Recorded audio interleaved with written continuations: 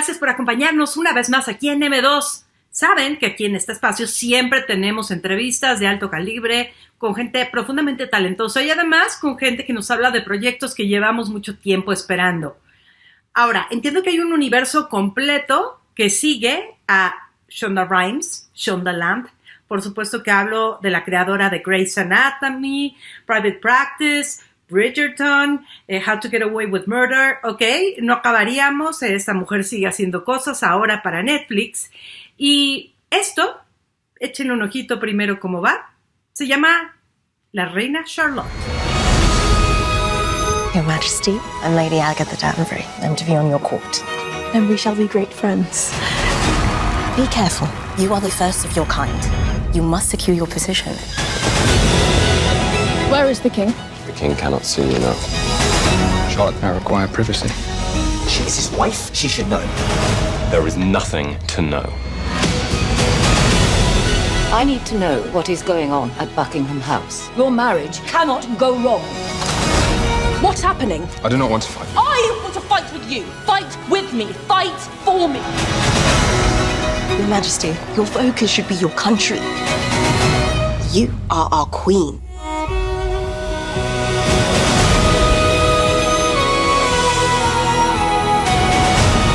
You are breathtaking. You break rules, court scandal. You're the most royal person I've ever known. It is you and me. Together. Ahí les van los dos nombres.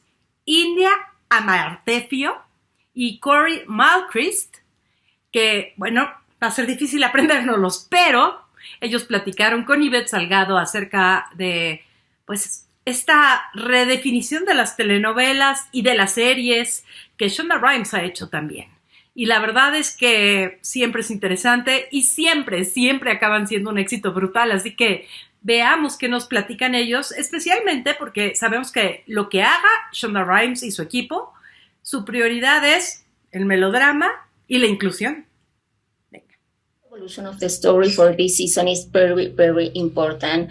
I mean, this story allows to see how important representation is. And I wonder, India, if a few years ago you had seen yourself represented on the screen with a character like Charlotte. Because Absolutely that is not. so important. Yeah, it is important. Basically because of my answer, which is no. I always wanted to be in this industry, but I never had a prominent role model nor figure that I could that I would kind of look up to in the sense of I want to be like X, said person from my age or people from my background. So the fact that this is a show and that this is out and that hopefully that will be she can be someone that people can look to is so important, is really, really important. And also opening up this genre to people that were before, it wasn't open to them before is another really kind of crucial point of this job. Of course. Absolutely. Corey, when you read the script, what did you like the most about this story and about George? And how do you prepare to play such a complex character like this that goes from love to madness? How was that? In order, what I loved about the script was that there were layers, and that's probably what I loved about George as well. We only got sent episodes 1 and 2 first, where George is probably the most contained we see him. But for me, there were still clear signs that everything wasn't okay. And I felt like I wanted to make that even clearer, but it's still in a subtle way. Was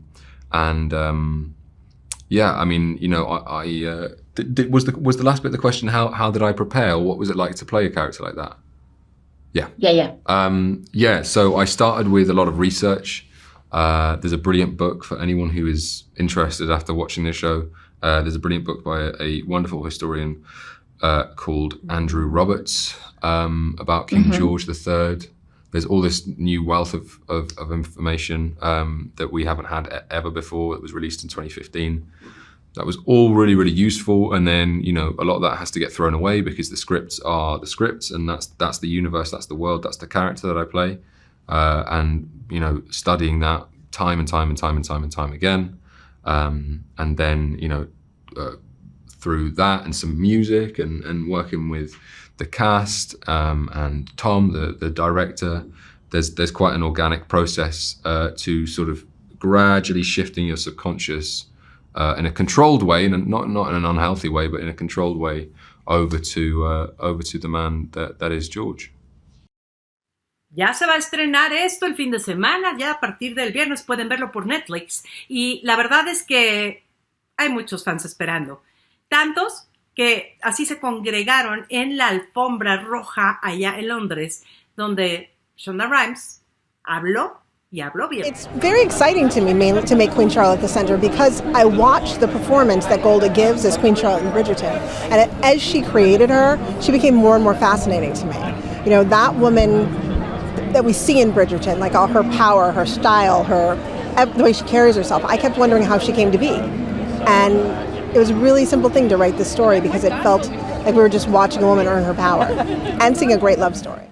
Eso es con Queen Charlotte o la Reina Charlotte, pero sabemos que casi todos los fans de Marvel están ya enloquecidos por ver Los Guardianes de la Galaxia, que oficialmente se estrenaban el 4 de mayo, pero se adelanta para el 3 aquí en México, así que ahí está otra muy buena noticia, la tercera parte de esta trilogía. Y bueno, pues como siempre, el elenco presente con nosotros. En esta ocasión, Ivett pudo platicar con uno de los personajes femeninos que verdaderamente han llamado la atención, que han evolucionado. Estoy hablando de Mantis. Y bueno, la actriz que la interpreta, llamada Pom Klementieff, bueno, tiene mucho que platicar respecto a cómo han cambiado las cosas para su personaje y qué vamos a ver en esta tercera y última entrega de Los Guardianes de la Galaxia. Mi misión sagrada es crear la sociedad perfecta. Él no quería que todo fuera perfecto. Él odiaba que todo fuera de esa forma.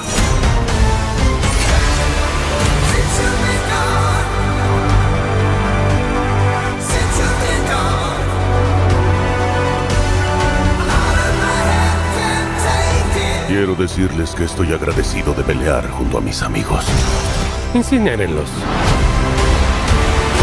One of the most beloved franchises in the MCU, so how do you feel about playing Mantis again? It's been such a gift, you know, to play this character and to get to create it and shape it with James and you know, get to show all these beautiful emotions and play with comedy as well, and to get to do some action and to work with this beautiful cast, you know. Yeah, it's been a beautiful journey. Yeah, what I love about this character is her ability to connect with life and her empathy. And I think this character can inspire us to be better. So what do you think about this? And also, how has your character changed your life in all these years? Yeah, it's a beautiful quality to have in the movie, in the story, and also in real life, to be empathetic towards each other, you know, to have empathy for human beings and also animals, you know, and like all sorts of beings. And a lot of people lack that. So it's beautiful to show that on the big screen for sure. And Mantis, of course, has evolved a lot. When you first meet her, she's not really used to be around other people. She was raised by Ego, and it was a pretty traumatic relationship, and she was craving a sense of family and people that she would care about and that care about her, and she found that in the Guardians of the Galaxy. So in some way, it's her new family, and Peter Quill is her brother. So there's this special bond between the two of them, and by being around them, there's a family dynamic, and then she gains more self-confidence. You know, she gets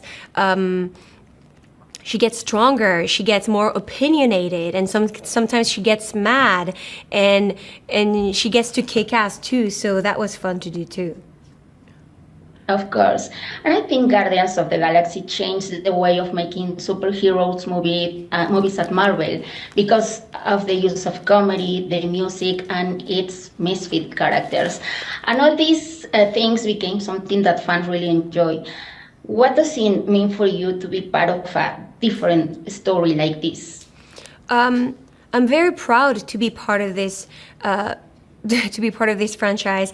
When I first got cast in the movie, Guardians of the Galaxy Volume 1 was actually my favorite superhero movie, my favorite Marvel movie, and I was dying to work with James Gunn, so it was an honor to be part of this adventure and to have developed the character, within all these movies, and also the holiday special, was such a gift. Así que como pueden ver hay cosas muy divertidas y cosas que son muy taquilleras y cosas que generan mucha emoción en streaming. Pero yo quiero dejarlos con las imágenes de Sundown. Es la nueva película de Michel Franco con Tim Roth una vez más. Y honestamente, ya sé que Guardianes de la Galaxia va a llenar miles de pantallas. Busquen esta película de Michel. Pronto tendremos todas esas entrevistas también. Se llama Sundown. Gracias a Ivett por tan grandes entrevistas como siempre. Yo soy Susana Moscatel. Nos vemos muy pronto. What are you doing?